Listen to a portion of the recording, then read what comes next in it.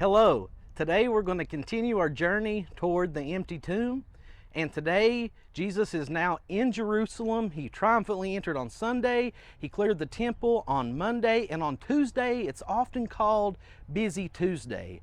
On this day, the Pharisees, the Sadducees, the teachers of the law, they came to challenge Jesus. And Jesus had the debate with them. And Jesus has to teach his disciples some lessons on this day. And then Jesus gives some parables and some discourse of the last things to come.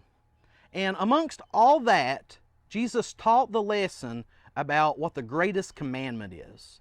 So if we look in our Bibles in Mark chapter 12 and go to verses 28 through 34, we read about that. So let's start in verse 28. It says, one of the teachers of the law came and heard them debating. Noticing that Jesus had given them a good answer, he asked them, of all the commandments, which is the most important? The most important one, answered Jesus, is this. Hear, O Israel, the Lord our God, the Lord is one. Love the Lord your God with all your heart, with all your soul, with all your mind, and with all your strength. Let's stop there for just a moment. Do you do that? Do you love the Lord like you should?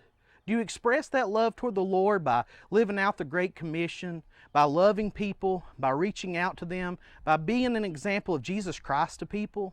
Well, then he goes on and says this in verse 31. The second is this, love your neighbor as yourself. There is no greater than these.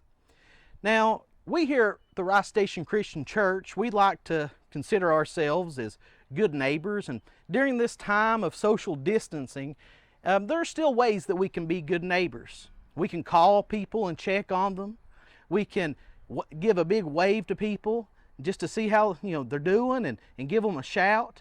Just remember, there are different ways that we can be the good neighbor that we need to be. We can invite people to watch the sermons that are now on YouTube and Facebook. Just think of different ways that you can continue to be the good neighbor and servant of the Lord that you need to be. Now tomorrow we'll continue our journey toward the empty tomb. God bless.